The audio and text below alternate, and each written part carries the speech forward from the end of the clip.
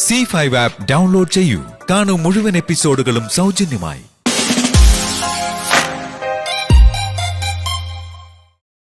എന്ന് വച്ച എന്റെ മനസ്സിൽ ഒരു കൊലയാളി രൂപപ്പെട്ടു വരാമെന്ന്.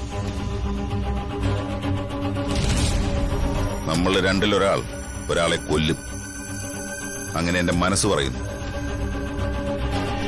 അതുകൊണ്ടാണോ നിങ്ങൾ ഇവിടുന്ന് ഭക്ഷണം പോലും കഴിക്കാതിരിക്കുന്നത്? 100% സത്യം. നിങ്ങൾ ഉറങ്ങാതെ എന്റെ വാതിലിനരികിലേക്ക് വന്നതെന്തിനാ? നിന്റെ ഉറക്കത്തിന്റെ ആഴമളക്കാൻ. ഗാഠനിദ്രയായ ഭാര്യ എന്റെ മനസ്സിനെ കുത്തി നോവിച്ചുകൊണ്ടിരിക്കുക.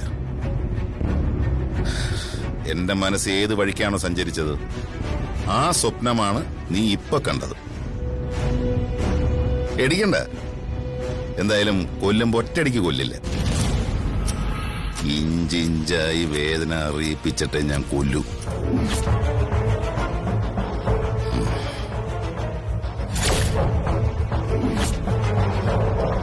പിന്നെ സഹായത്തിന് ആരെങ്കിലും ഉണ്ടോ? അങ്ങനെ പ്രത്യേകിച്ച് ആരുമില്ല. പിന്നെ കുട്ടികൾക്ക് ട്യൂഷനൊക്കെ എടുത്തു കൊടുത്തിട്ട കാര്യങ്ങൾ മുന്നോട്ട് പോകുന്നത്. എന്നാ പോവാം. ഈ ചെറുപ്പക്കാരി പെണ്ണുങ്ങളോട് സംസാരിക്കുന്നേ മിസ്സസിന് അത്ര ഇഷ്ടമല്ല. ഇനിയിപ്പോ ഒരു കുടുംബം ഉണ്ടാക്കാതെ ഞാനങ്ങ് പോവാ. ശരി പ്രേമേട്ട.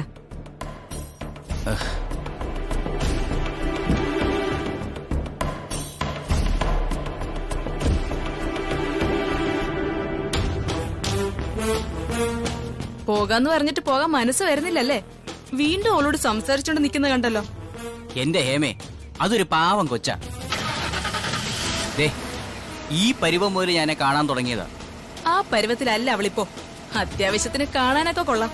പിന്നെ അവളുടെ സംസാരവും നോട്ടം എനിക്ക് അത്ര ഇഷ്ടപ്പെട്ടില്ല. അതിന് അവൾ അധികം സംസാരിച്ചില്ലല്ലോ. സംസാരിച്ചിടത്തോളം എനിക്ക് അവളെ മൊത്തത്തിൽ മനസ്സിലായി. ഞാൻ എന്റെ കുഞ്ഞനിയത്തിയായിട്ട് കാണുന്ന പെൺകുട്ടിയാ. കുഞ്ഞിലെ കണ്ടത് മതി. ഇനി അവളെ കൂടുതൽ കാണണ്ട. വണ്ടി എടുക്ക്. മനുഷ്യനിങ്ങനെ സംശയരോഗം തോന്നിക്കഴിഞ്ഞാ എന്ത് ചെയ്യും എന്റെ ഈശ്വരാ? എനിക്ക് എന്റെ മക്കള് കഴിഞ്ഞിട്ടേ ഉള്ളൂ, മറ്റാരും. അതറിയാം. അതുകൊണ്ടാ എനിക്ക് ഇത്രയും വിഷമം. ഞാൻ പോയി കഴിഞ്ഞാ നിനക്ക് നിന്റെ ഭാര്യയായിട്ട് ചുറ്റിക്കറങ്ങിക്കൂടെ? ഞാൻ ഉള്ളപ്പോ തന്നെ കറങ്ങാൻ പോയല്ലോ. ദീപയ്ക്കും അമ്മ പോകുന്നതിന് നല്ല വിഷമമുണ്ട്. എന്നിട്ട് പോടാ. ഞാൻ സത്യമേ പറഞ്ഞത്. അവള് സകല ദൈവങ്ങളെ വിളിച്ച് പ്രാർത്ഥിക്കുന്നുണ്ടാവും ജയിലിലേക്ക് പോകുന്നവള് തിരിച്ചു വരല്ലേന്ന്. അങ്ങനെ ഒരു ക്യാരക്ടർ അല്ല അയാളുടെയും അയാളുടെ അമ്മയുടെയും അനിയത്തിയുടെയും ഒന്നും. അയാളുടെ വീട്ടിലെ സ്വാർത്ഥൻ അയാളുടെ അച്ഛൻ തന്നെ. എനിക്ക് അങ്ങനെ അല്ല തോന്നിയിട്ടുള്ളത്. 10 ലക്ഷം ഒരു മടിയും കൂടാതെ കൊണ്ടുവന്ന് തന്ന അയാളാ നല്ലവൻ. മക്കളെ എല്ലാം അച്ഛനിൽ നിന്ന് അകറ്റുന്നത് അവൾ ഒറ്റ ഒരുത്തിയാ. ജോലിയും കളഞ്ഞിട്ട് നിക്കുന്നവള്. മനുഷ്യന്റെ സ്നേഹം അളക്കാൻ ഒരു യന്ത്രം ഉണ്ടായിരുന്നെങ്കിൽ നമ്മൾ പറയുന്നത് ആത്മാർത്ഥമായിട്ടാണോ അല്ലയോ എന്ന് തിരിച്ചറിയാൻ പറ്റിയേനെ. എങ്കിൽ ഞാൻ എന്നേ അവളെ അടിച്ചിറക്കി കളഞ്ഞേനെ. അവളുടെ ഉള്ളില് എന്നോട് ഒരു സ്നേഹവും ഇല്ല. ദേഷ്യം മാത്രമേ ഉള്ളൂ. കൊല്ലാനുള്ള ദേഷ്യം. അങ്ങനൊന്നും അല്ലമ്മേ. ഞാൻ പോയി കഴിയുമ്പോഴേ നിന്നെ അവള് സ്നേഹം കൊണ്ട് മൂടും. തലയണ മന്ത്രം ഒരുപാട് അവള് നിനക്ക് ഓതി തരും. പിന്നെ ജയിലിൽ നിന്ന് ഇറങ്ങുന്ന അമ്മയായിരിക്കും ഏറ്റവും വലിയ ബാധ്യത. ഇതൊക്കെ അമ്മ സങ്കല്പിക്കുന്നതല്ലേ? ഞാൻ സങ്കല്പിക്കുന്നത് പോലെ എങ്ങാനും സംഭവിച്ച അന്ന് നിന്റെ അല്ല അവളുടെ അവസാനമാണ്. അമ്മയെ മക്കളിൽ നിന്നും അകറ്റുന്നവളെ ഞാൻ കൊന്നിരിക്കും. എനിക്കൊരൊറ്റ പ്രാർത്ഥനയേ ഉള്ളൂ, അമ്മയുടെ സ്വഭാവം മാറണേന്ന്. അപ്പോ എന്റെ സ്വഭാവം മോശമല്ലേ? നിനക്ക് സഹിക്കാൻ പറ്റുന്നില്ല അല്ലേ? അതല്ല അമ്മേ. അമ്മ ഇങ്ങനെ കാരണമില്ലാതെ ദീപയെ പഴിക്കുമ്പോ അയാളെക്കാളും വേദന എനിക്ക്. അത് തന്നെയാ ഞാൻ പറഞ്ഞത്. നിന്റെ മനസ്സ് ആടിക്കൊണ്ടിരിക്കുവാണെന്ന്, നാട്ടില് വളഞ്ഞുകൊണ്ടിരിക്കുകയെന്ന്. അത് നിവർത്താനുള്ള പണിയൊക്കെ എനിക്ക് അറിയാം കേട്ടടാ. അല്ല, മോൾക്ക് അവള് ജയിലിലേക്ക് തിരിച്ചു പോകുന്നതിൽ സന്തോഷമില്ലയോ? എനിക്കങ്ങനെ സന്തോഷമൊന്നുമില്ല. അതെ, മോളുടെ ഈ നന്മ അവക്ക് തിരിച്ചറിയാൻ പറ്റത്തില്ല. അതാ അവിടെ കുഴപ്പം. ഇപ്പൊ മോളുടെ സ്ഥാനത്ത് വേറെ ആരെങ്കിലും ആയിരുന്നെങ്കിലേ ഈ വീട്ടിൽ പോര് നടന്നേനെ. പോര്. ഇപ്പൊ മരുമോളും മരുമോടെ വീട്ടുകാരും ഒക്കെ ഈ വീട്ടിൽ വന്നും പോയും ഒക്കെ നിന്നേനെ. അതുപോലെ കല്യാണം കഴിഞ്ഞ് 3-ന്റെ അന്നേ പെൺകുട്ടി എന്റെ മോന്റെ കരണത്തടിച്ചിട്ട് അവളവിടെ വീട്ടിൽ പോയി നിന്നേനെ. അവിടെയാണ് തല്ലിയാലും കൊന്നാലും അടങ്ങി ഒതുങ്ങി നിൽക്കുന്ന മോളെ പോലൊരാളെ മരുമോളാ കിട്ടിയത്. അന്നും ഇന്നും അവിടെ സ്വഭാവത്തിന് ഒരു മാറ്റവും ഇല്ല. എന്താ ഇവിടെ ഒരു സംസാരം? അവരുടെ കൂടെ ജയിലിലുള്ള മറ്റ് ക്രിമിനൽസ് പോലും ഇവരുടെ അത്രയൊന്നും വരില്ല, അതുറപ്പാ. അവിടെയാ നീയും ദീപയും തമ്മിലുള്ള വ്യത്യാസം. അന്ന് നമ്മള് ആദ്യമായിട്ട് ജയലാലിന്റെ വീട്ടിൽ പോയപ്പോ എത്ര മോശമായിട്ടാ നമ്മളോട് ജയലാലിന്റെ അമ്മ സംസാരിച്ചതും പെരുമാറിയതൊക്കെ. നമ്മുടെ മുന്നിൽ വെച്ച് ഏതെല്ലാം രീതിയിലാ ദീപമോളെ വഴക്ക് പറഞ്ഞത്.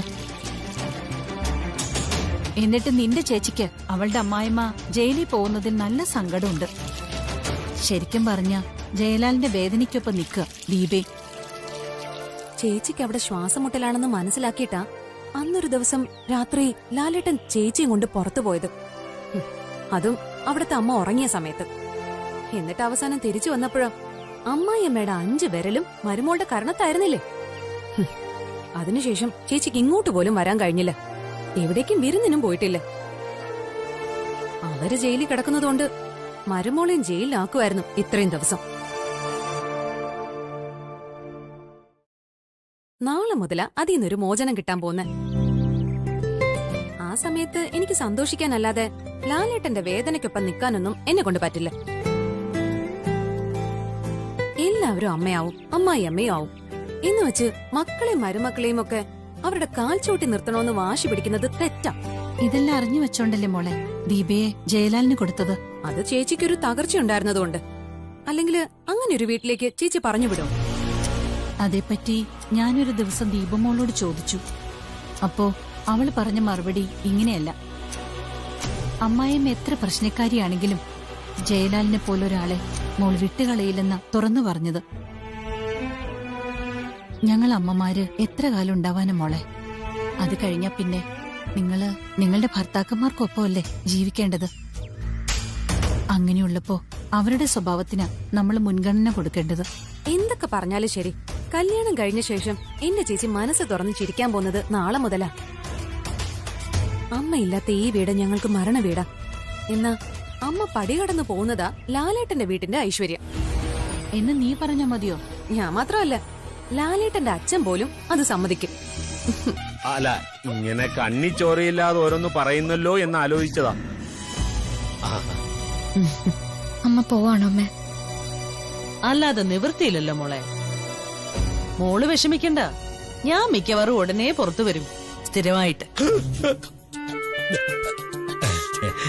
അത് കഴിഞ്ഞാൽ ഉടനെ മോളുടെ കല്യാണമാ. നല്ലൊരു രാജകുമാരനെ മോക്ക് വേണ്ടി കണ്ടെത്തും. മോളെ അനുസരിച്ച് മോളെ സ്നേഹിച്ച് ജീവിക്കുന്ന നല്ല പണവും പത്രാസും ഉള്ള ഒരുത്തനെ. നല്ല കുടുംബത്തിൽ നിന്നൊരു ബന്ധം കിട്ടുമ്പം നമ്മളും ചില വിട്ടുവീഴ്ചകളൊക്കെ ചെയ്യേണ്ടി വരും. എന്ത് വിട്ടുവീഴ്ച? അല്ല, അവരുടെ ചിട്ടകൾക്കും രീതികൾക്കും ഒക്കെ അനുസരിച്ച് നമ്മളും ജീവിക്കേണ്ടി വരും എന്ന് പറയുമായിരുന്നു. എന്റെ മോളെ അങ്ങനെ തളച്ചിടാൻ നോക്കണ്ട. എന്നെ അനുസരിച്ച് എന്റെ ഇഷ്ടങ്ങൾക്കൊപ്പം നിൽക്കുന്ന ഒരാള്, അങ്ങനെ ഒരാളെ മതി എനിക്ക്. അങ്ങനെ ഒരാളെ മോള് കണ്ടെത്തിയിട്ടുണ്ടോ?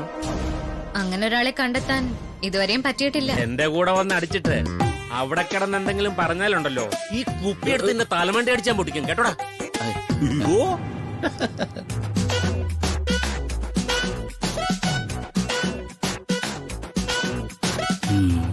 ഉടൻ തന്നെ ജയിലിൽ പോയി അമ്മായിയെ കാണേണ്ടി വരും.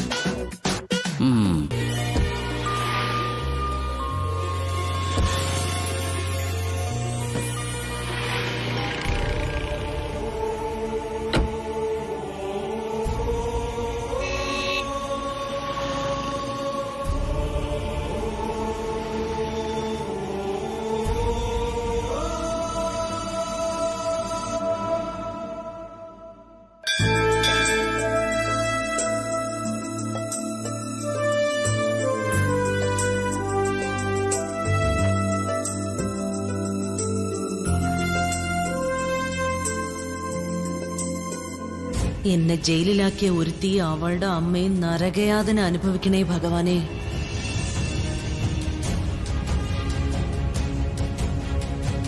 അവർക്കൊപ്പം വീട് വിട്ടുപോയ എന്റെ മൂത്ത മകൻ അവരെ കൊണ്ട് കണ്ണീര് കുടിക്കണേ.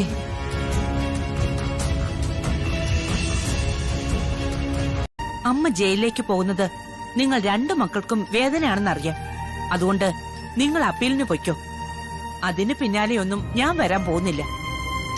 ഹരിയുടെ അമ്മ സ്ഥിരമായിട്ട് പുറത്തു വരട്ടെ. അങ്ങനെ പുറത്തു വന്നാലും അവരുടെ സ്വഭാവത്തിന് മാറ്റമൊന്നും ഇല്ലല്ലോ അമ്മേ. അതിന് ഈ ജന്മം മാറാൻ പോകുന്നില്ല. അല്ലെങ്കിൽ ജയിലിൽ നിന്ന് തിരിച്ചു വരുമ്പോഴെങ്കിലും മാറണമായിരുന്നു. ജയിലിൽ നിന്ന് തിരിച്ചു വന്ന ശേഷം സ്വഭാവം കുറച്ചുകൂടെ മോശമായതല്ലാതെ ഒട്ടും നന്നായിട്ടില്ല. നിന്നെപ്പോലെ തന്നെ, അല്ലെങ്കിൽ നിന്നേക്കാൾ അമ്മയെ സ്നേഹിക്കുന്ന കൂട്ടത്തിലാ ജയൻ. എന്നാ അവരിനി എന്നും വീട്ടിലുണ്ടെങ്കിൽ അതേ മോൻ തന്നെ അവരെ വെറുക്കാൻ തുടങ്ങും. നല്ല വീട് കാണാൻ വന്നപ്പോ ദീപയുടെ വീട്ടുകാരോട് നിന്റെ അമ്മ എങ്ങനെയാ പെരുമാറിയതെന്ന് ജയൻ വിളിച്ചു പറഞ്ഞതാണല്ലോ. എന്ത് ചെയ്യാനാ, അമ്മയ്ക്ക് സ്വാർത്ഥത കൂടിപ്പോയി. സ്വന്തം മക്കളെ അല്ലാതെ അമ്മ ഈ ലോകത്ത് വേറെ ആരെയും സ്നേഹിക്കുന്നില്ല. സ്വന്തം മക്കളെന്ന് പറയാതെ അമ്മയെ അനുസരിക്കുന്ന മക്കളെ അമ്മ സ്നേഹിക്കൂ.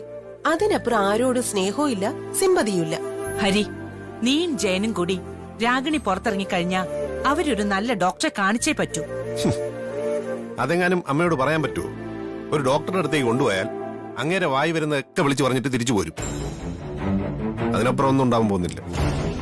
അങ്ങനെയാണെങ്കിലേ അമ്മയുടെ സ്വഭാവം ഏതെങ്കിലും ഒരു സൈക്യാട്രിസ്റ്റിനോട് പറയണം. ഡോക്ടർ മരുന്ന് തരുവാണെങ്കിൽ പാലിലോ വെള്ളത്തിലോ അത് കലക്കി കൊടുക്കണം. ഇത് രോഗം തന്നെയാ, മരുന്ന് കഴിക്കേണ്ട രോഗം. ആ രോഗം 2 പെൺമക്കൾക്കും അവര് പകർന്നു കൊടുക്കും. ഇളയ സന്തതി അമ്മയേക്കാൾ മോശമായിട്ടാ വളർന്നു വരുന്നത്. അമ്മ ജയിലിലേക്ക് പോയതുകൊണ്ട് എനിക്കിനി അമ്മയെ പറ്റി ഒന്നും സംസാരിക്കാൻ വയ്യ. മക്കളെ അമിതമായി സ്നേഹിക്കുന്നതും അടക്കി പിടിക്കാൻ ആഗ്രഹിക്കുന്നതൊക്കെ തെറ്റാണ്.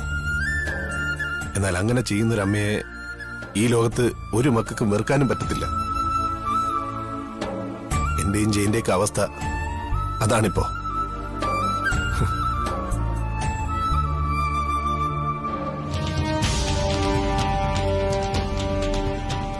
ഞാൻ പറഞ്ഞത് ശരിക്കും ആലോചിച്ചിട്ട് തന്നെയാ. ഇനി നമുക്ക് കേസും വഴക്കും ഒന്നും വേണ്ട. അന്നത്തെ ദേഷ്യത്തിന് ചെയ്യാവുന്നതൊക്കെ നമ്മൾ ചെയ്തു. ഇനി അവര് ജയിലിൽ നിന്ന് പുറത്തിറങ്ങിക്കോട്ടെ. അങ്ങനെ പുറത്തിറങ്ങുന്നത് കൊണ്ട് നമുക്കൊന്നും സംഭവിക്കില്ലല്ലോ അമ്മേ. പക്ഷെ ദീപയുടെ കാര്യം, പിന്നെ ആ കുട്ടിക്കൊരു ജീവിതം ഉണ്ടാവോ? ദീപയുടെ എല്ലാ കുറ്റങ്ങളും കുറവുകളും മനസ്സിലാക്കി അവളെ ജീവിതത്തിലേക്ക് കൂട്ടിക്കൊണ്ടുവന്നത് ജയന. അങ്ങനെയുള്ളപ്പോ അവൾക്കൊരു വിഷമം വന്നാ കൂടെ നിൽക്കേണ്ടത് അവന്റെ കടമയാ. അങ്ങനെ കൂടെ നിന്നാ വീട്ടിനകത്ത് യുദ്ധം നടക്കില്ലേ? അവിടെ ന്യായം ആരുടെ ഭാഗത്താണോ അവിടെ നിൽക്കണം ആൺകുട്ടികള്. അമ്മമാർക്ക് ഭാര്യമാരെക്കാൾ പ്രാധാന്യം കൊടുക്കാം, അതിലൊരു തെറ്റും പറയില്ല. എന്നാൽ അതിന്റെ അളവ് ഒരുപാട് കൂടരുത്. അങ്ങനെ കൂടിയാൽ അത് വിശ്വസിച്ച് കൂടെ വന്ന പെൺകുട്ടികളോട് ചെയ്യുന്ന ചതിയായിരിക്കും. ഞാൻ മനസ്സിലാക്കിയെടുത്തോളം നിന്നേക്കാൾ ഒരുപാട് പാവമാ ദീപയെന്ന് പറയുന്ന കൊച്ച്. അതിനെ അവിടെ ഇട്ട് ശ്വാസം മുട്ടിച്ചാ പിന്നെ അമ്മയെ ജയിലിൽ നിറക്കാൻ ആഗ്രഹിക്കുന്ന മക്കള് തുറന്നു സമ്മതിക്കും അമ്മ ജയിലിൽ കിടക്കുന്നത് തന്നെയാ നല്ലതെന്ന്. എന്റെ ചേച്ചി എന്നെ വിളിച്ചു. നാളെ നായകനെയും കൂട്ടി വീട്ടിലോട്ട് വരുവാണെന്ന്. നായകനെയും കൂട്ടിയോ? അതെ, ചേച്ചിയുടെ പുതിയ നായകനെയും കൂട്ടി. ഭർത്താവും ഭാര്യയും കൂടി നാളെ വരുന്നൂന്ന്. അമ്മായിയമ്മ ജയിലിൽ പോയില്ലേ, പിന്നെ ഇനി വരാലോ. അങ്ങനെ ദിയയുടെ ചേച്ചിക്ക് സ്വാതന്ത്ര്യം കിട്ടി അല്ലേ? അതെ, ഇക്കാര്യം വിളിച്ചു പറയുമ്പോ ചേച്ചിയുടെ മുഖത്തെ സന്തോഷം എത്രയാണെന്ന് എനിക്ക് കാണാതെ തന്നെ മനസ്സിലാക്കാൻ പറ്റും. ഇന്നത്തെ സന്തോഷം ചേച്ചിയുടെ അമ്മായിയമ്മ ജയിലിൽ നിന്ന് തിരിച്ചു വരുമ്പോ കെട്ടടങ്ങത്തില്ലേ? എങ്കിലും അത്രയും ദിവസം ചേച്ചിക്ക് ലാലേട്ടനോടൊപ്പം സമാധാനത്തോടെ ജീവിക്കാലോ. ഇനിയിപ്പോ ഷോറൂമിലേക്ക് ലാലേട്ടൻ വരുമ്പോ ദീപേച്ചിയും കൂട്ടുമായിരിക്കും. ആ സമയത്ത് വീട്ടിലോട്ട് വരാം, ഞങ്ങൾക്ക് അങ്ങോട്ടും പോവാം. അതൊക്കെ ഒരു രസമല്ലേ? ഈ സന്തോഷം വെറുതെ സംസാരത്തിലൂടെ തീർക്കാതെ ഒരു ചായയെങ്കിലും വാങ്ങിച്ചു തന്നൂടെ? ചായയല്ല, ഇഷ്ടപ്പെട്ടതെല്ലാം വാങ്ങിച്ചു തരാം. അയ്യോ, ഞാൻ വെറുതെ പറഞ്ഞതാ. പക്ഷെ ഞാൻ സീരിയസാ. ഒരു ഗുണ്ടയ്ക്കൊപ്പം ഇരുന്ന് ഭക്ഷണം കഴിക്കുന്നതൊക്കെ തീയെപ്പോലെ ഒരു പെൺകുട്ടിയുടെ ഭാവിയെ ബാധിക്കും. ഞാനൊരു ഗുണ്ടയ്ക്കൊപ്പം അല്ല ഫുഡ് കഴിക്കാൻ പോകുന്നത്, നല്ലൊരു മനുഷ്യനൊപ്പം. അത്തരക്കാരുമായിട്ട് ഒന്നിച്ചിരുന്ന് ഭക്ഷണം കഴിക്കുന്നത് തെറ്റാണെന്ന് ആര് പറഞ്ഞാലും അതൊന്നും എനിക്കൊരു പ്രശ്നമേ അല്ല. നാളെ പറ്റി അങ്ങനെ അധികം ഒന്നും ചിന്തിക്കാത്ത കൂട്ടത്തിലാ ഞാൻ. ഇന്ന് എനിക്ക് ശരിയെന്ന് തോന്നുന്നത് എന്താണോ അത് ഞാൻ ചെയ്യും.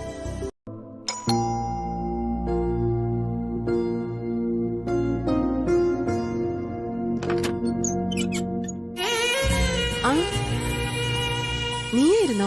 ഞാൻ മാത്രല്ല, കൂടെ മറ്റൊരാളും കൂടിയുണ്ട്. വാ.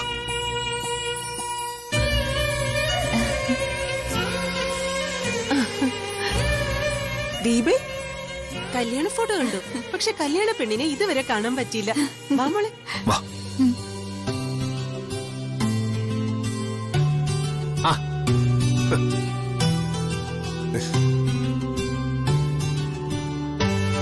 അമ്മായിയമ്മ ജയിലിലേക്ക് പോയപ്പോ മരുമോള് പുറത്തു ചാടി. ഇവിടെ വരണമെന്നും ഏട്ടനെ ഏട്ടത്തെയും ഏട്ടത്തിയുടെ അമ്മയൊക്കെ കാണണമെന്നുണ്ടായിരുന്നു. അല്ലാതെ പുറത്ത് ചുറ്റാൻ പോണെന്നൊന്നും ഞാൻ ലാലേട്ടനോട് പറഞ്ഞിട്ടില്ല. എന്റെ ഹേമേ, രണ്ടാളും കൂടെ വലിയ സന്തോഷത്തിലാ പുറത്തേക്ക് പോയിരിക്കുന്നത്. അങ്ങോട്ടാണോന്ന് എനിക്ക് നല്ല സംശയമുണ്ട്. മൂത്തളിയന്റെ വീട്ടിലേക്ക്. രണ്ടളിയന്മാരും തമ്മിൽ വലിയ കൂട്ടാ. അമ്മായി വന്നപ്പോ പോലും രണ്ടളിയന്മാരും തമ്മിൽ കാണാറുണ്ടായിരുന്നു. അപ്പൊ ഇല്ലാത്തപ്പോഴോ? അങ്ങനെ ഒരു സംശയം നിങ്ങളുടെ ഉള്ളിൽ കടന്നുകൂടിയിട്ടുണ്ടെങ്കിലേ പിന്നെ അതേപറ്റി ചിന്തിച്ചോണ്ടിരിക്കാതെ നേരിട്ട് പോയി നോക്കണം. അതിന് തന്നെയാ പോകുന്നത്. അളിയനും അവളും അവിടെ ഉണ്ടെങ്കിൽ അവരെ കണ്ടിട്ട് നേരെ ജയിലിലേക്ക്. എന്നിട്ട് അമ്മായിയോട് വിവരം പറയണം. എനിക്ക് തോന്നുന്നില്ല ജയേട്ട അത്രയ്ക്ക് ചങ്കൂറ്റൊന്നും കാണിക്കൂന്ന്. അത് ഹേമയ്ക്ക് അളിയനെ അറിയാത്തോണ്ടാ. അളിയന്റെ ചങ്കൂറ്റം കല്യാണ ദിവസം കണ്ടതാണല്ലോ. ഗുണ്ടാവളയാട്ടമില്ലായിരുന്നു. അതിന്റെ പിന്നെ എന്താ നടന്നേന്ന് എനിക്കിപ്പോഴും വ്യക്തമല്ല. അവള് പൂച്ചയെ പോലെ ഇരിക്കുന്നെങ്കിലും സാമർത്ഥ്യക്കാരിയാ. വന്നതിന്റെ അടുത്ത ദിവസം തന്നെ ചേട്ടനെ കൊണ്ട് അർദ്ധരാത്രി കറങ്ങാൻ പോയില്ലേ? ഈ കല്യാണം എങ്ങനെയാ നടന്നത്? അളിയനെ അവള് കറക്കി വീട്ടിയതാ. അമ്മായി ജാതകം ശരിയല്ല എന്ന് പറഞ്ഞിട്ടും അതൊന്നും ശ്രദ്ധിച്ചത് പോലുമില്ല അളിയൻ. അതുപോലെ തന്നെ കല്യാണം നടന്ന ദിവസം ഉണ്ടല്ലോ, ആ പരിസരത്ത് മൂത്തളിയൻ ഉണ്ടായിരുന്നു എന്നുള്ളത് 3.5 തരവാ. ഇനിയിപ്പോ അനിയനും ചേട്ടനും തമ്മിൽ കൂടിക്കാഴ്ചക്ക് ഇഷ്ടം പോലെ സ്ഥലവുമുണ്ട്. ജയനളിയന്റെ ഭാര്യ വീട്ടിൽ വെച്ച് രണ്ടാൾക്കും ആഗ്രഹിക്കുന്ന തരത്തിൽ കാണുകയും ചെയ്യാം. അതിപ്പോ ജയേട്ടന്റെ ഷോറൂം ഉണ്ടല്ലോ, അവിടെ വെച്ച് കണ്ടൂടെ? അവിടെ വെച്ച് കാണുന്നുണ്ടല്ലോ. ഇനി അളിയന്റെ ഭാര്യ വീട് ഒരു ഇടത്താവളമായി എന്നാ ഞാൻ പറഞ്ഞത്. ഇന്ന് രണ്ടാളും കൂടി അയാളുടെ വീട്ടിൽ പോയിട്ടുണ്ടെങ്കിൽ അതിന്റെ പേരിൽ ഇവിടെ ഒരു പൊട്ടിത്തെറി ഉണ്ടാവണം. പൊട്ടിത്തെറിക്കാൻ അമ്മായി ഇവിടെ ഇല്ലല്ലോ. രണ്ടളിയന്മാരും വിചാരിച്ച അമ്മായിയെ പെട്ടെന്ന് ഇറക്കാവുന്നതേ ഉള്ളൂ. ഇപ്പൊ അവനെങ്ങാനും നിങ്ങളെ കണ്ടായിരുന്നെങ്കിൽ ചൂടാറുന്നതിന് മുമ്പ് അത് അമ്മയുടെ അടുത്ത് എത്തിച്ചേനെ. എത്തിച്ചു കഴിഞ്ഞാ ജയിലിൽ പൊളിച്ചു വന്ന് അമ്മയ്ക്ക് ഇവരെ എന്തേലും ചെയ്യാൻ പറ്റുമോ? എങ്കിലും ജയിലിൽ നിന്ന് ഇറങ്ങി കഴിയുന്നതുവരെ അതങ്ങനെ മനസ്സിൽ തന്നെ കിടക്കും. അവിടെ നിന്ന് ഇറങ്ങിക്കഴിഞ്ഞാലോ അമ്മയെ വിളിക്കാൻ ചെല്ലുന്ന ഇവന്റെ കരണത്ത് ആദ്യം അടിക്കും. അതിനുശേഷം ദീപ എന്ത് ചെയ്യുമെന്ന് അമ്മയ്ക്ക് അറിയാൻ വഴിയുള്ളൂ. അതിലും വലിയ ബോംബല്ലയോ അമ്മയും ഇപ്പൊ പോയ പ്രേമനൊക്കെ അറിയാതിരിക്കുന്നത്. ദീപയ്ക്കുണ്ടായ അത്യാഹിത അറിഞ്ഞിട്ട് ദീപയ്ക്ക് അവിടെ നിൽക്കാൻ പറ്റാതെ വന്ന ദീപ സ്വന്തം വീട്ടിലോട്ട് പോണ്ടാട്ടോ, നേരെ ഇങ്ങോട്ട് വന്നേക്കണം. അത് കൊള്ളാം. വിലക്കപ്പെട്ടവരുടെ അടുത്തേക്ക് വന്നാലേ അമ്മയുടെ കണ്ണിൽ അത് അതിലും വലിയ തെറ്റായിരിക്കും. വീട്ടിൽ നിന്ന് പുറത്താക്കി കഴിഞ്ഞാ പിന്നെ അമ്മയുടെ തെറ്റും ശരിയും നോക്കേണ്ട കാര്യമുണ്ടോ ജയ? അത് ശരിയാ. എങ്കിലും ഏട്ടനും ഏട്ടത്തേമ്മയും കൂടെ അമ്മയെ ഒരു അവസരം വന്നപ്പോ തോൽപ്പിക്കുന്നൊരു തോന്നലുണ്ടാവും. അതൊക്കെ അവിടെ നിക്കട്ടെ. എങ്ങനെയുണ്ട് ദീപ കറികളൊക്കെ? നന്നായിട്ടുണ്ട്. ദീപയുടെ സ്വഭാവം വെച്ചിട്ട് അങ്ങനെ പറയൂ. അപ്പൊ മോശമാണോ? ചേട്ടത്തി അത്യാവശ്യം നന്നായിട്ട് പാചകമൊക്കെ ചെയ്യുമല്ലോ, പിന്നെന്താ ചോദിക്കാൻ. ഇന്ന് ദീപ വന്നതുകൊണ്ട് എല്ലാം കുറച്ചുകൂടെ നന്നായിട്ടുണ്ട്.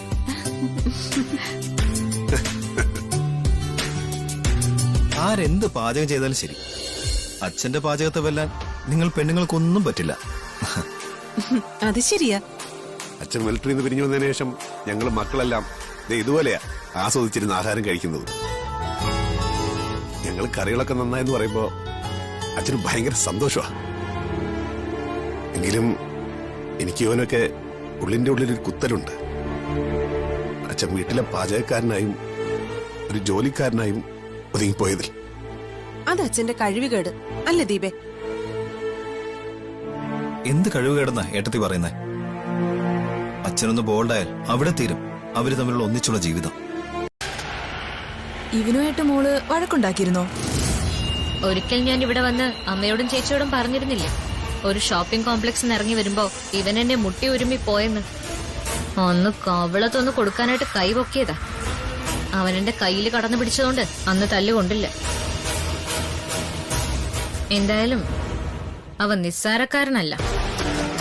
അന്ന് കാഴ്ചക്കാരായിട്ട് നിന്നവരൊക്കെ ഒരു പെൺകുട്ടിയോട് അവൻ ഇങ്ങനെയൊക്കെ ചെയ്തിട്ടും ഒന്ന് പ്രതികരിച്ച പോലുമില്ല. എല്ലാവരും അവനെ ഭയത്തോടെയാ നോക്കിയത്. ഗുണ്ടകള് വല്ലതായിരിക്കും ഇനി. അല്ല മോളെ, നമ്മളവൻ ഇവിടെ വെച്ചാ കണ്ടത്? അതാ ഞാനും ആലോചിക്കുന്നത്.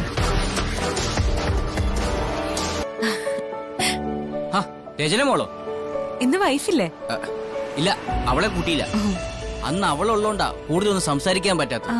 ചേട്ടന് BP ഉണ്ടല്ലേ? ചെറുതായിട്ട്. ചെറുതൊന്നും അല്ല, ഇത്തിരി വലുത് തന്നെയാ. എവിടെ പോയിട്ട് വരുവാ? ഞാൻ പറഞ്ഞില്ലേ, എന്റെ അളിയന്റെ കാർ ഷോറൂം ഇവിടെ അടുത്താ. എന്താ അളിയന്റെ പേര്? ജയലാൽ. അന്ന് കണ്ടപ്പോ ചോദിക്കാൻ വിട്ടുപോയി. കാർ ഷോറൂം നടത്തുന്ന ജയലാലിന്റെ അളിയനാണോ ചേട്ടൻ? അതെ, അറിയോ? അന്ന് കണ്ടപ്പോഴേ ചോദിക്കണമെന്ന് കരുതിയതാ. പിന്നെ വൈഫ് ഉള്ളോണ്ടാ സംസാരിക്കാൻ പറ്റാതെ പോയത്. ഈ ജയലാലിന്റെ കല്യാണ ദിവസം ഞാൻ പ്രേമേട്ടനെ ഓഡിറ്റോറിയത്തിൽ വെച്ച് കണ്ടായിരുന്നു. പിന്നെ എന്റെ അളിയന്റെ കല്യാണത്തിന് ഞാൻ വരണ്ടേ? കല്യാണം കഴിഞ്ഞ് പെണ്ണ് വീട്ടിലെത്തിയിട്ട് എങ്ങനെയുണ്ട് ഇപ്പൊ? മരുമോള് കുടുംബം നന്നായിട്ട് നോക്കുന്നുണ്ടോ? തരക്കേടില്ലാതെ അങ്ങനെ തട്ടിയും മുട്ടിയും പോകുന്നു. എന്റെ പ്രേമേട്ട, നിങ്ങളൊക്കെ എന്തൊരാൾക്കാരാ. പ്രേമേട്ടന്റെ അളിയൻ കുഴി ചാടാൻ തീരുമാനിച്ചു. എന്നാൽ അത് ഒഴിവാക്കാനായി അയാളുടെ അച്ഛന്റെ അടുത്ത് പറയേണ്ടതെല്ലാം പറഞ്ഞു, കല്യാണത്തിന് മുൻപ് തന്നെ. അയ്യോ, അച്ഛനോട് പറഞ്ഞിട്ട് ഒരു കാര്യമില്ല. എന്റെ അമ്മായപ്പനെ വീട്ടിനകത്ത് ഒരു വിലയില്ലാത്ത അമ്മായപ്പന, ഒരു വാഴ ജന്മം. പറയുന്നെങ്കിലേ അത് അളിയന്റെ അമ്മയോട് പറയണം. അപ്പോ അച്ഛനോട് പറയുന്നതൊക്കെ അങ്ങേരെ ഭാര്യയോട് പറയില്ലേ? എവിടെ പറയാൻ? ആൺമക്കളും അങ്ങേരൊക്കെ ഒറ്റക്കെട്ടാ. അതുകൊണ്ട് അപ്രിയ സത്യങ്ങൾ അങ്ങേരെ ഭാര്യയോട് പറയത്തില്ല. അതൊക്കെ പോട്ടെ, എന്താ അളിയന്റെ ഭാര്യയെ കുറിച്ച് പറയാനുള്ളത്? എന്റെ ചേട്ടാ, അവളെ പോലെ വഴുതിട്ട് നടന്ന പെൺകുട്ടികൾ വേറെ ഉണ്ടാവില്ല. ദീപയെ കുറിച്ച് തന്നെയാണോ പറയുന്നത്? ജയലാലിന്റെ ഭാര്യ ദീപയാണല്ലോ. എന്റെ അളിയന്റെ ഭാര്യ തന്നെയാ ദീപ. എന്നാൽ അവളെ പറ്റി തന്നെയാ. എന്റെ ക്ലാസ്മേറ്റ് അവള്. അവളുടെ പോക്ക് ശരിയല്ലാന്ന് മനസ്സിലാക്കിയപ്പോ അവളുമായിട്ടുള്ള കൂട്ട് വേണ്ടെന്ന് വെച്ച ക്ലാസ്മേറ്റ്. എന്താന്ന് വെച്ചാ ഒന്ന് വ്യക്തമായിട്ട് പറയോ? പറയുകയല്ല ചേട്ടാ, ചില ഫോട്ടോസ് ഞാൻ ചേട്ടന് കാണിച്ചു തരാം. ഒരു സമയത്ത് സോഷ്യൽ മീഡിയയിൽ അവളെ പറ്റിയുള്ള വാർത്തകളും ചിത്രങ്ങളും ഒക്കെ വന്നതാ. അത് നിങ്ങളാരും കാണാതെ പോയത് അവളുടെ ഭാഗ്യം. ദേ നോക്ക്.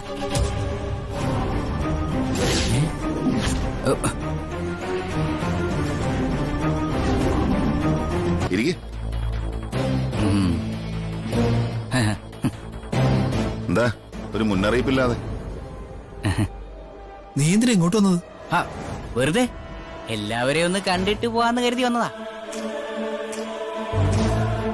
ജയലാലും എന്റെ മോളും എവിടെയൊക്കെ പോകുന്നു, എന്തൊക്കെ ചെയ്യണമെന്ന് പിന്നാലെ നടന്ന് നോക്കണമെന്ന് ജയിലിൽ കിടക്കുന്ന തന്റെ അമ്മായിമ്മ തന്നോട് പറഞ്ഞായിരുന്നോ പ്രേമ? അങ്ങനെയൊന്നുമില്ല. എങ്കിലും അളിയനും അളിയന്റെ ഭാര്യയും കൂടെ എവിടെയൊക്കെ പോകുന്നറിയാൻ എനിക്കൊരാകാംക്ഷ. ഞങ്ങളുടെ പിന്നാലെ നടക്കരുന്ന് ഞാൻ നിന്നോട് പറഞ്ഞിട്ടുള്ളതല്ലേ. എന്റെ ഭാര്യയുടെ വീട്ടിലാ ഞാൻ വന്നത്. ഓ ആയിക്കോട്ടെ. ഇനിയിപ്പോ ഭാര്യ ഇവിടെ നിർത്തിയിട്ട് പോരോ അതോ തിരികെ വരുമ്പോ കൂടെ കൂട്ടുവോ? അതെന്ത് വേണമെന്ന് ഞാൻ തീരുമാനിച്ചോളാം. ഓ മതി. അല്ല, വരുമ്പോ കൂടെ കൂട്ടുന്നതായിരിക്കും നല്ലത്. ഈ പെൺകുട്ടികളെ സ്വന്തം വീട്ടിൽ നിർത്തുന്നത് അത്ര നല്ല കാര്യമൊന്നും അല്ല. കേട്ടോ വക്കീൽ സാറേ, ചില പെൺകുട്ടികളുണ്ട്, അവർക്ക് ഭർത്താവിന്റെ വീട്ടിൽ നിൽക്കുന്നേക്കാട്ടിലും സ്വന്തം വീട്ടിൽ നിൽക്കാനാ താല്പര്യം. അത്രക്കാര സ്വഭാവം അത്ര നല്ലതാണെന്നൊന്നും ഞാൻ ഒരിക്കലും പറയില്ല. പ്രേമന്റെ ഭാര്യ അവളുടെ സ്വന്തം വീട്ടിലല്ലേ നിൽക്കുന്നേ? അത് എന്റെ ഇഷ്ടപ്രകാരം ഞാൻ തന്നെ കൊണ്ട് നിർത്തിയിരിക്കുന്ന. ഒരിക്കലും ഇല്ല. അവളെ നിനക്കൊപ്പം പിടിച്ചു നിർത്താനുള്ള കഴിവ് നിനക്കില്ല. പിന്നെ ഭാര്യ വീട്ടിൽ പരമസുഖമല്ലേ? അങ്ങനെ വരുമ്പോ ആണത്തം ഇല്ലാത്തവരും അവിടെ ചടഞ്ഞുകൂടി അങ്ങ് കഴിയും. സാർ എന്ത് വേണേലും പറഞ്ഞു, അതൊക്കെ ഞാൻ കേട്ടോളാം. ഏതായാലും സാറിന്റെ മക്കളെയൊക്കെ നന്നായിട്ടാണല്ലോ വളർത്തുന്നത്. ഞാനല്ല, എന്റെ ഭാര്യ വളർത്തുന്നത്. സാറിന്റെ മക്കളെ കയറൂരി വിട്ടിരിക്കുകയാണെന്ന് മനസ്സിലായി. ചേർക്കാൻ പറ്റുന്ന ബന്ധങ്ങളെ ചേർക്കാവൂ. നീ എവിടെയെങ്കിലും പോയി പെണ്ണ് കണ്ടിട്ട് നിനക്ക് ആ ബന്ധം തന്നെ വേണമെന്ന് പറഞ്ഞ് ഒരേ നിൽപ്പ് നിന്നാ ഞാൻ സമ്മതിക്കില്ല. അവരെ കുറിച്ച് ഞാൻ തിരക്കും. അവരീ കുടുംബവുമായി യോജിച്ചു പോകാൻ പറ്റുന്നവരാണെങ്കിൽ മാത്രമേ ഈ ബന്ധം നടക്കൂ. അതെനിക്കറിയാച്ച. ഏതായാലും ഞാനൊന്ന് പോയിട്ട് വരട്ടെ. എന്നിട്ട് നമുക്ക് എല്ലാവർക്കും കൂടെ ഒന്നിച്ചു പോയി പെണ്ണ് കാണാം. പെണ്ണ് കെട്ടി നന്നായിട്ട് ജീവിക്കേണ്ടവനാ ജയിലിലേക്ക് പോകുന്നത്. കല്യാണം കഴിയുമ്പോഴെങ്കിലും അടങ്ങി ഒതുങ്ങി ജീവിക്കണേടാ മോനെ. ഈ അച്ഛന്റെ മോനല്ലേ മേ ഞാൻ. അപ്പോ എനിക്ക് അച്ഛന്റെ കുറച്ച് സ്വഭാവങ്ങളൊക്കെ കാണും. ആ സ്വഭാവം കൊണ്ടേ ഇവള് നന്നായി ജീവിച്ചിട്ടേ ഉള്ളൂ, രാജകൊട്ടാരത്തിൽ ജീവിക്കുന്ന പോലെ. എന്നിട്ടാ തല്ലുകൊള്ളുന്ന വർത്താനം പറയുന്നേ. പോട്ട് രാമേ.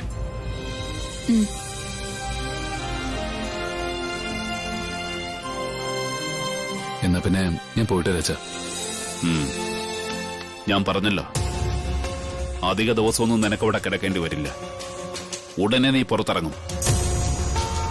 എന്നാ അതിനു മുമ്പ് നിന്റെയും എന്റെയും ശത്രുക്കളെ ഇല്ലാതാക്കാൻ പറ്റുമെന്ന് ഞാനിപ്പോ നോക്കുന്നേ. എല്ലാത്തിനും തടസ്സമായി നിൽക്കുന്നത് ആ ബുള്ളറ്റ് ജഗന. അന്ന് ഞാനൊരു അബദ്ധം കാണിച്ചു. അത് ആവർത്തിക്കാതെ അവനെ കൊന്നു കഴിഞ്ഞാ പിന്നെ ആരെയും പേടിക്കാതെ നമുക്ക് സുഖമായിട്ട് ജീവിക്കാച്ച. നീ പോയിട്ട് വാ മോനെ, അവന്റെ കാര്യം ഞാൻ നോക്കിക്കോളാം.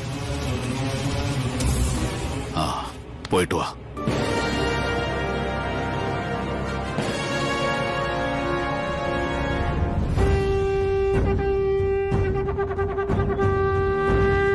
ജയിലിലേക്ക് പോകുന്നതിന് മുമ്പ് ഒരുത്തൻ ഭീഷണിപ്പെടുത്തിയിട്ടാ പോയത്. കാർത്തിക്. ഓ, കാർത്തിക് കണ്ടിരുന്നോ? എന്റെ വീടിനടുത്ത് കാത്തു നിന്നു. എന്നെ കണ്ടിട്ടാ പോയത്. ജയിലിലേക്കല്ലേ പോയത്? അല്ലെങ്കിൽ അവന്റെ ഭീഷണിക്ക് കുറച്ചു ദിവസം അവനെ ഹോസ്പിറ്റലിൽ കിടത്തായിരുന്നു. ബുള്ളറ്റിനെ അവനെ പേടിയായതുകൊണ്ട് മാത്രം ഞങ്ങളെയൊക്കെ വെറുതെ വിടുന്നേ. അല്ലെങ്കിൽ ഞങ്ങളെ എന്തെങ്കിലുമൊക്കെ ചെയ്തേനെ. ജയിലിനകത്ത് നമുക്കൊരാളുണ്ട്. വേണമെങ്കിൽ അവിടെ ഇട്ട് അവനൊന്ന് വാട്ടിയെടുക്കാൻ പറയാം. ഏയ് വേണ്ട, എനിക്ക് അവനെ പേടിയൊന്നുമില്ല. എല്ലാവർക്കും മരണഭയമുണ്ട്. എന്നാൽ എന്നെ പോലെയുള്ള ചുരുക്കം പേർക്ക് മാത്രമാണ് അങ്ങനെ ഒരു വികാരമില്ലാത്തത്. സദാനന്ദൻ നാട്ടിലെ വലിയ പ്രമാണിയാ, വലിയ സ്വാധീനമുള്ള ആളാണ് എന്നൊക്കെ പറഞ്ഞിട്ട് കാര്യമില്ലതിയ. അവനെ എടുത്തിട്ട് ഞാൻ തല്ലി. എന്തെങ്കിലും സംഭവിച്ചു വന്നിട്ട് ഇനിയിപ്പോ നേരെ അങ്ങോട്ട് ചെന്ന് നെഞ്ചു നോക്കി ഒന്ന് കൊടുത്താ അവനായാലും ചാവും. അതുകൊണ്ട് ആരും വലിയവനാണെന്ന് ഒരിക്കലും കരുതരുത്. ബുള്ളറ്റ് മുന്നിലൂടെ ചെന്ന് നേർക്ക് നേരെയാ ആരെങ്കിലും ഭീഷണിപ്പെടുത്തുന്നത്. ഇതങ്ങനെയല്ലല്ലോ. കാല് പിടിക്കേണ്ട സമയത്ത് കാല് പിടിക്കും, അവസരം വരുമ്പോ തിരിഞ്ഞു കൊത്തുകയും ചെയ്യും. കുറെ കേസുകൾ എന്റെ പേരിലുണ്ട്. ചിലപ്പോ ഇടയ്ക്കൊക്കെ ഒന്ന് ജയിലിൽ പോയി സന്ദർശിക്കേണ്ടി വരും. ഈ കേസും വഴക്കൊക്കെ ഒന്ന് അവസാനിപ്പിച്ചൂടെ? തന്നെ പോലെയുള്ളവരൊക്കെ ഉള്ളപ്പോ എങ്ങനെ ഇതൊക്കെ അവസാനിപ്പിക്കാനാ? ഓ, ഇപ്പൊ കുറ്റം എന്റെ ആയോ? ഞാൻ പറഞ്ഞല്ലോ ദിയോട്, തന്നെ പോലെയുള്ള നിരപരാധികളായ പെൺകുട്ടികൾക്ക് വേണ്ടിയാ ഞാൻ പലപ്പോഴും തല്ലുണ്ടാക്കിയിട്ടുള്ളത്. പൊതുനിരത്തിലും ബസ്സിലും ഒക്കെ പെൺകുട്ടികളെ ശല്യം ചെയ്യുന്നവരെ ഞാൻ വെറുതെ വിട്ടിട്ടില്ല. ഇനി വെറുതെ വിടുകയില്ല. അങ്ങനെയുള്ളിടത്തോളം കാലം പുറത്ത് 6 മാസം, ജയിലിനകത്ത് 6 മാസം അങ്ങനെ കഴിയേണ്ടി വരും. സത്യം പറയാലോ, ദൈവമായിട്ട് കൂട്ടുകൂടിയതിനു ശേഷമാണ് ഞാനൊന്ന് പൊടിക്ക് ഒതുങ്ങിയത്. ഇനി അങ്ങനെ നടന്നാ മതി. ഈ ഗുണ്ട എന്ന പേര് മാച്ചു കളഞ്ഞ അത്രയും നല്ലത്. ഒരിക്കലും ഒരാൾ കള്ളനായ പിന്നെ ആ പേര് മാച്ചു കളയാൻ പറ്റൂ. അതുപോലെ തന്നെയാ ഞങ്ങളുടെയും കാര്യം. ഇനി ജീവിതകാലം മുഴുവൻ ഇതൊരു അലങ്കാരമായിട്ട് അങ്ങനെ കൊണ്ടു നടക്കേണ്ടി വരും. ഇപ്പോ ദിയയ്ക്ക് ഒരു പേര് വീണ് കാണും, ഗുണ്ടയുടെ സുഹൃത്തെന്ന പേര്. ആ പേര് വെട്ടിക്കളയാൻ തൽക്കാലം ഞാൻ ശ്രമിക്കുന്നില്ല. കാരണം എനിക്ക് ഒരുപാട് സുഹൃത്തുക്കളെ കിട്ടിയിട്ടുണ്ട്, സ്കൂളിലും കോളേജിലും പുറത്തുമൊക്കെ. എന്നാലും ഈ ഗുണ്ടയെ പോലെ നല്ലൊരു സുഹൃത്തിനെ ഇതുവരെ കിട്ടിയിട്ടില്ല.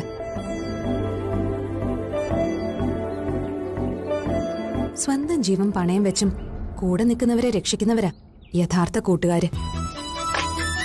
അങ്ങനെയുള്ളവരെ കിട്ടിക്കഴിഞ്ഞാ അവരുടെ ചുറ്റുപാടുകളെക്കുറിച്ച് പിന്നെ ചിന്തിക്കേണ്ട കാര്യമില്ല. അവര് ജയിൽ പുള്ളി ആയാലും അല്ലെങ്കിലും അവരുമായിട്ടുള്ള ബന്ധം കൂടുതൽ ദൃഢമാക്കുക വേണ്ടത്. അതുകൊണ്ട് ഇനി മരണം വരെ ഞാൻ മായ്ച്ചു കളയില്ല ഈ ബുള്ളറ്റിൽ സഞ്ചരിക്കുന്ന ആളിനെ. ഇനി പോയി അമ്മായി ഇതൊന്ന് കാണിച്ചു കഴിഞ്ഞാലേ കാര്യങ്ങൾ കുശാലായി. അമ്മായി ജയിലും പൊളിച്ചിങ്ങ് വരും, അല്ലെങ്കിൽ ജയിലിൽ ചാടും. എന്നിട്ട് ഇവിടെ വന്ന അളിയന്റെ പെണ്ണിന്റെ മുടിക്ക് കുത്തിപ്പിടിച്ച് അവളുടെ അമ്മയുടെ മുമ്പിൽ കൊണ്ടേയിടും. ഈ ലോകം മുഴുവൻ അവളെ കുറ്റപ്പെടുത്തിയാലും അവള് തെറ്റുകാരിയാണെന്ന് പറഞ്ഞാലും ഞാനതിനൊപ്പം നിൽക്കില്ല. അത് അളിയനെ കിഴങ്ങനായതുകൊണ്ടാ. അല്ല, ഞാനൊരു മനുഷ്യനായതുകൊണ്ട്. അപ്പോഴേ മനുഷ്യ, ഞാനിനി എന്താ ചെയ്യേണ്ടത്? എന്ത്? അല്ല, അളിയൻ അറിയാലോ, എന്തെങ്കിലും ഒരു രഹസ്യം കിട്ടിക്കഴിഞ്ഞാലേ അത് പുറന്തള്ളുന്നത് വരെ വല്ലാത്തൊരു വീർപ്പൂട്ടല്ലേ. ഇതെങ്ങനെ അളിയെ ഞാൻ ഉള്ളി വെച്ചോണ്ടിരിക്കുന്നത്? അളിയനെ ഹേമെ ഞാൻ സഹായിച്ചിട്ടേ ഉള്ളൂ. എന്റെ മുന്നിൽ വന്ന് സഹായം ചോദിച്ചപ്പോഴൊക്കെ ഞാൻ വേണ്ട തന്നിട്ടുമുണ്ട്. ആ, അതിനിടയിൽ എന്നെ ആക്ഷേപിക്കാൻ കൊച്ചാക്കൊക്കെ ചെയ്യാറുണ്ടായിരുന്നു അളിയൻ. അതളിയന്റെ പ്രവൃത്തി കൊണ്ടാ. ഓഹോ, അപ്പോ അളിയന്റെ കെട്ടിയോളുടെ പ്രവൃത്തിയാണോ നല്ലത്? ദീപ എന്റെ ഭാര്യയാണ്. അവൾക്ക് വിവാഹത്തിന് മുമ്പ് എന്ത് സംഭവിച്ചിട്ടുണ്ടെങ്കിലും അതൊക്കെ ഞാൻ സഹിച്ചാ പോലെ. പക്ഷേ എനിക്കിത് സഹിക്കുന്നില്ലളിയ. അമ്മായിക്കാണെങ്കിൽ ഇത് ഒട്ടും സഹിക്കത്തില്ല. പിന്നെ സഹനശക്തി വേണമെങ്കിൽ ഞാനൊന്ന് വീണ്ടെടുക്കാൻ നോക്കാം. പക്ഷേ അതിന് ചെലവുണ്ട്. എന്ത്? അളിയൊന്നും തിരിഞ്ഞ് എന്തിന് ഇരി അളിയ എന്തായി കാണിക്കുന്നത്? കിട്ടിപ്പോയി. അതാ അളിയ എത്ര ഉണ്ടോന്ന് എണ്ണി നോക്കുന്നില്ല. തപ്പിയപ്പോ കിട്ടിയത് ഇങ്ങ് എടുത്തു. ഓഹോ, നനഞ്ഞടം കുഴിക്കുവാണല്ലേ? എന്റെ അളിയ, ഈ വീട്ടിലെ മരുമക്കള് വാഴത്തില്ല അളിയ. അതുകൊണ്ടാണ് അളിയന്റെ പെണ്ണിന് ഇങ്ങനെയൊക്കെ സംഭവിച്ചത്. ആ പിന്നെ എന്നെ കൊണ്ട് കഴിയുന്നിടത്തോളം ഞാൻ ഇത് അടക്കി പിടിച്ചോണ്ട് നടന്നോളാം. ആ അതിന് ഇതുപോലുള്ള പാരിതോഷികങ്ങൾ തരണമെന്ന് മാത്രം. അളിയൻ എന്തെങ്കിലും ജോലി ചെയ്ത് ജീവിച്ചൂടെ? ഇത് തന്നെ അളിയ എന്റെ ജോലി. മറ്റുള്ളവരുടെ രഹസ്യങ്ങൾ അറിയാ, അത് പറയാതിരിക്കുക, അതിന് ശമ്പളം വാങ്ങിക്കുക. ഏതായാലും മാസാമാസം ഒരു ശമ്പളം അളിയനങ്ങ് ഫിക്സ് ചെയ്തോ.